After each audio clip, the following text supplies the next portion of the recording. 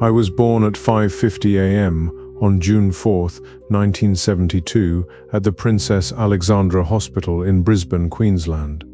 My three older siblings were 8 to 12 years older, and although not unplanned, my mother wanted a fourth child after giving birth to a stillborn baby some years earlier. Twins had certainly not been a part of the plan. I, Brett Melton Hansen, was the first of two boys, arriving about 20 minutes ahead of my brother, Troy Donald Hansen. I don't know how twins decide who gets to go out into the world first, but I think he has resented me for it ever since. You will recognize my father's name as my middle name, and Troy's middle name was the name of my father's best friend. My parents lived in Brisbane at the time of our birth, but later relocated a couple of hours' drive south.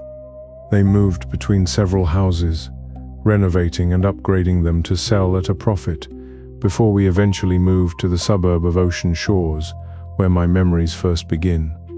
Before recollecting any particular events from the early years of my life, let me first tell you a little bit about the place where we lived. Ocean Shores in the Byron region of far northeastern New South Wales was an interesting place.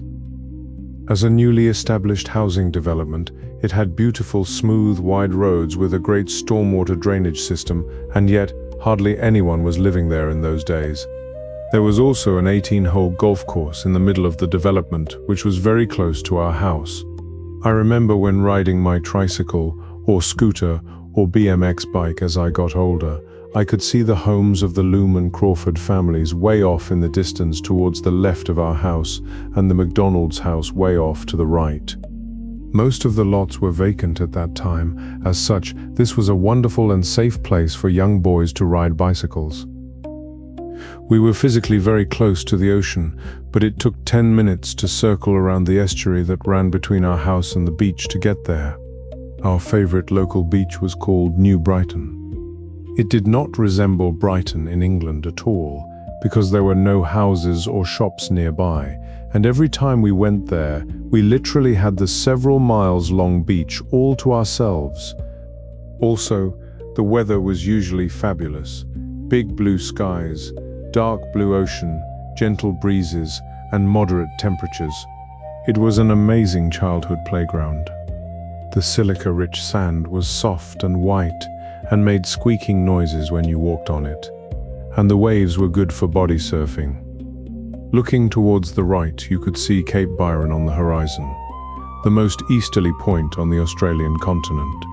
There were no shark nets or lifeguards at New Brighton Beach, but this didn't seem to bother anyone. We just trusted that we'd probably be okay, and lucky for us, we were. We did, however, know some not-so-lucky stories.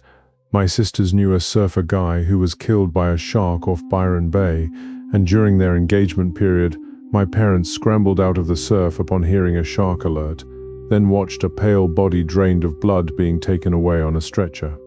So we certainly knew that shark attacks were possible. However, when weighing the odds, we all chose to take our chances. As children, we learned to tell whether there was a strong undercurrent or sideways rip in the sea by looking at how the waves were breaking. We would walk as far as it took to find a place where the waves were good and swimming seemed safe. We had been taught that if we ever got caught in a rip, not to swim directly against it, but to swim diagonally towards the shore, and to be willing to swim for longer but less strenuously. Once you got out of the pull of the rip, you could then swim directly towards the shore.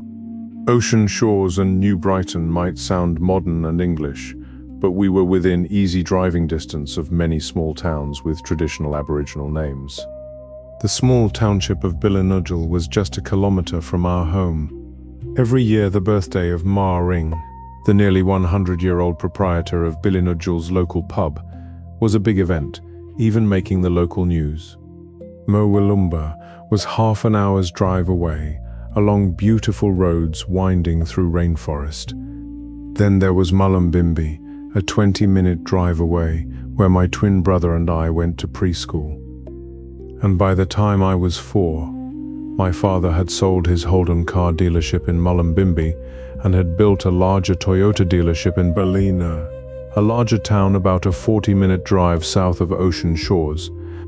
This might illustrate how, in my early childhood, we lived in a wannabe suburb, surrounded by stunningly beautiful and largely uncultivated wilderness, and with many place names referencing the native peoples who came before us. These days, the area is much more built up and crisscrossed by 4-lane highways. Looking back, I can't locate a very first memory from this lifetime which stands out in particular. A few swirl around that all seem to be from around the age of 3. That's when conscious memory begins. My earliest memories are of playing with my twin brother, Troy, and younger brother, Craig, while we were all still in nappies. When my mother called us, it was always as a group. So my earliest memories are of being part of the threesome called Brett, Troy, and Craig. I also remember spinning the upside-down lids of saucepans on the tiled kitchen floor at my mother's feet. She would let me do it for a while until the noise of spinning and clanging lids became too much. Sometimes she would pry my fingers off the saucepan lids by distracting me with leftover cake batter or cookie dough in the mixing bowl. I would scrape up the sticky mix and lick it off my fingers. My mother once told me that she developed a sense for knowing more or less what her 3 toddlers were up to by the noises we were making or not making. She would keep one ear open while cleaning or preparing meals in the kitchen, listening to the goings-on in the TV room where we were corralled. Cheerful gibberish and idle chatter was fine. A little bit of squabbling, also fine. Loud crying meant there was an issue, but what scared her most of all was a protracted period of silence. One day, when the silence had dragged on for too long, she walked into the TV room only to find that the television itself had been quietly pulled over onto the floor. Now facing downwards, the back had been taken off, and wires, tubes, and assorted thingamabobs were being extracted and scattered very carefully all around. The fact that her 3 charming rascals didn't electrocute themselves on this occasion seems to be somewhat of a miracle. Mum broke the silence with a horrified scream. I cannot actually remember this occasion, but I suspect that I would have been trying to find the Sesame Street and other cartoon characters inside. After all, to a child's mind, they did appear to be living inside that box. One thing I do clearly remember was the arrival of the new color television. I must have been about 3 years old at the time, so that would have made it 1975. When the new idiot box, as my grandmother called it, was turned on, I was genuinely shocked to discover that Kermit the Frog was actually green, Grover was blue, Big Bird was yellow, and Mr. Snuffleupagus was brown. For years, I thought they were complementary shades of grey. Another early memory from the same period is of my twin brother and me quietly climbing over the galvanized iron chain link fence in our backyard to go explore alongside the lake directly behind our house. The reason I remember this, I think, is because of the pain of climbing the fence. We had to pinch the metal wire between our big and second toes very tightly, inching up slowly, then swing over and climb down the other side using the same method. I remember the space between my toes hurting while doing this maneuver, but it never seemed to stop us.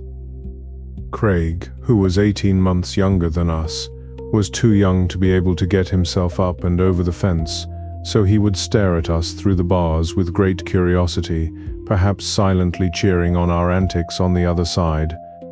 After not too long, our mother, the sheriff, would discover that we had escaped yet again, and horrified screams and scoldings would ensue.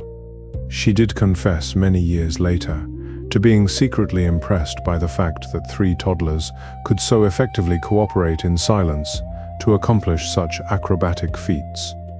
Once our older siblings John, Diane, and Jane came home from school, there was more help around to keep us younger ones out of trouble. Childhood was a very confusing time, trying to work out what was allowed and what wasn't, and what was funny and what wasn't. One time when my maternal grandmother was visiting, I decided to try out her talcum powder which she had left on the bathroom cabinet. I was so impressed by the silky smooth whiteness and fresh fragrance that I decided to completely cover myself with it from head to toe. This caught the attention of my brothers, so I smeared them thoroughly from head to toe as well, emptying the entire container. On that occasion, because everyone thought it was very funny, none of us got smacked. In fact, a Polaroid photograph was taken to immortalize the moment. There were other occasions, however, when even though I thought something was very funny, our mother did not, and I would get spanked on the bottom with one of the wooden spoons.